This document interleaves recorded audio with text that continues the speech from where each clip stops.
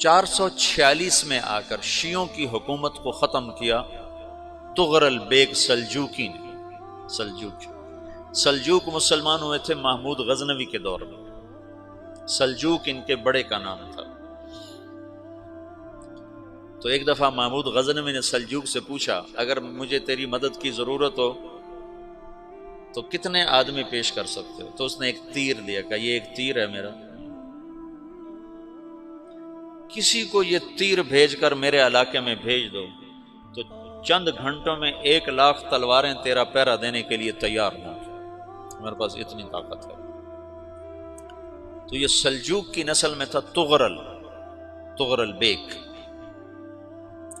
اللہ تعالیٰ نے جب عرب زوال کا شکار ہو گئے اور ضعف کا شکار ہو گئے، جیسے بڑھاپے کا کوئی علاج نہیں، جب قوموں پہ زوال آتا ہے تو اس کا بھی کوئی علاج نہیں، پھر اور قوم کو جگہ ملتی ہے۔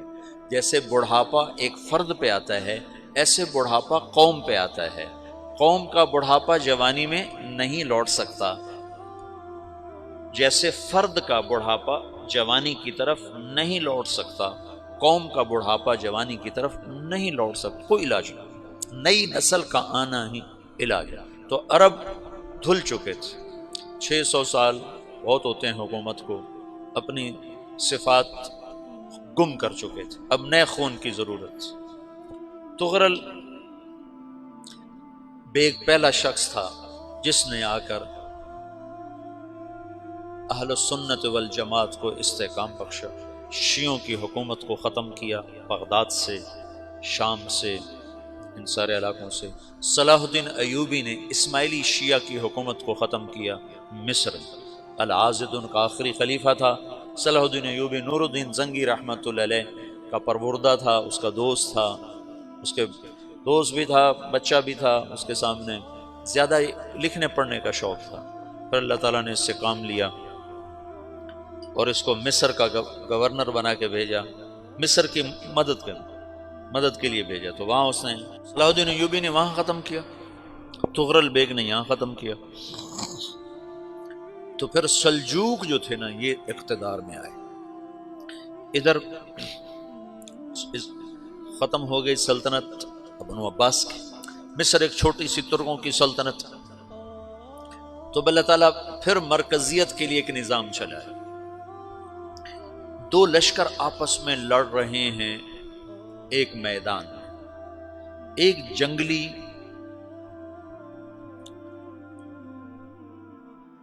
بدوؤں کا قافلہ، جنگل کے لوگ اپنے قبیلے کو لے کر، ایک جنگلی قبیلہ اپنے سردار کے ساتھ نقل مکانی کر رہا ہے ایک جگہ سے دوسری جگہ۔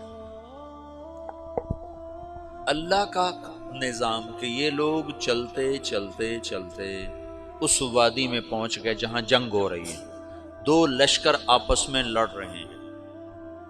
جب یہ وہاں پہنچتے ہیں تو ایک لشکر کے قدم اکھڑ رہے ہیں اور دوسرا غالب آ رہا ہے۔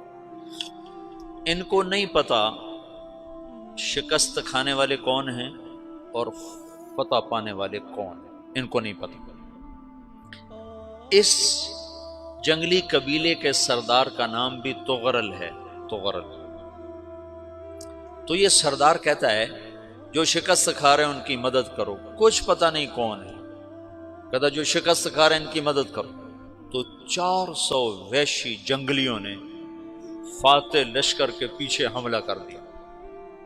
وہ تو ایک کافی ہوتا تھا، 400 دوڑ جب تلواریں پڑیں تو چند لمحوں میں نقشہ بدل گیا، بھاگنے والے جم گئے اور جمنے والے بھاگ پڑے۔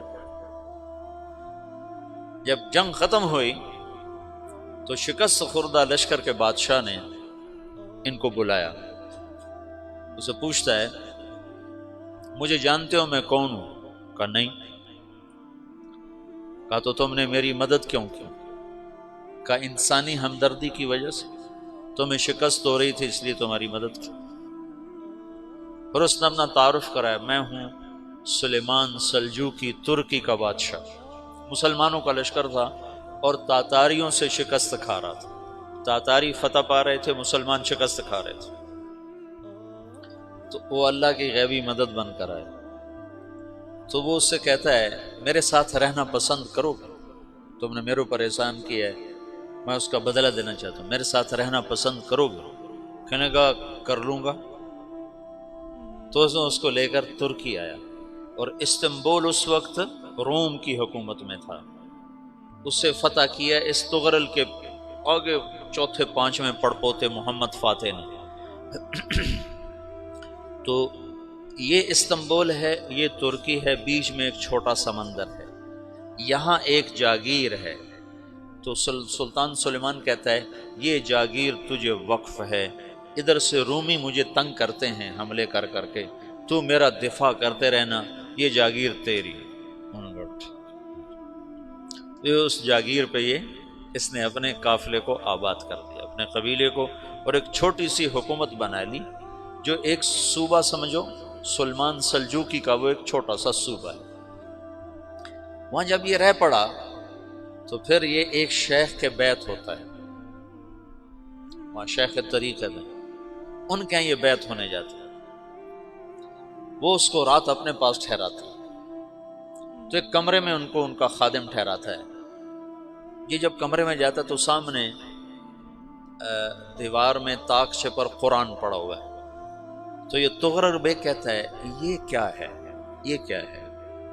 تو وہ خادم کہتا ہے یہ کتاب اللہ ہے، قرآن ہے۔ اچھا، وہ اس کو وہاں چھوڑ کے باہر چلا جاتا ہے۔ وہ دیہاتی آدمی، جنگل کا رہنے والا، پہلی دفعہ زندگی میں قرآن دیکھا، وہ کہتا ہے یہ قرآن ہے، اللہ کی کتاب ہے، میں اللہ کی کتاب کے سامنے سو جاؤں، کتنی بے ادبی ہے۔ تو اس نے ایسے قرآن اٹھایا اور سر پہ رکھ لیا اور کھڑا ہو گیا، ساری رات قرآن سر پہ رکھ کے کھڑا رہا۔ رات کے پچھلے پہر اس کو خواب آیا، کھڑے کھڑے اس نے دیکھا کہ اس کی پشت سے ایک چاند نکلا اور شیخ کی بیٹی کے سینے میں جا کے اتر گیا۔ پھر اس لڑکی کے سینے سے ایک درخت نکلا جو پھیلتے پھیلتے پھیلتے 3 بر اعظم پہ چھا گیا، افریقہ پر، یورپ پر، ایشیا پر۔ پھر اس کی آنکھ کھل گئی، وہ کھڑا ہوا ہے، تو اس نے صبح یہ خواب اپنے شیخ کو سنایا، تو انہوں نے اپنی بیٹی اس کے نکاح میں دے دی۔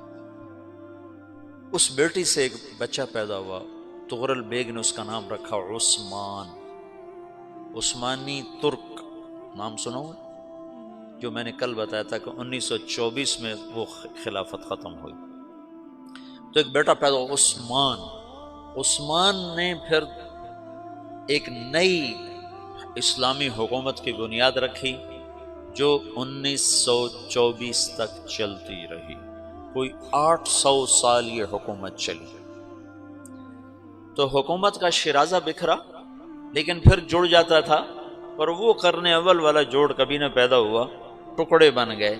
ان ٹکڑوں میں اللہ لوگ پیدا کرتا رہا جو دعوت دیتے رہے، دعوت زندہ رہی۔ جو تربیت کا نظام تصوف کے ساتھ تھا اب وہ تبلیغ کے ساتھ،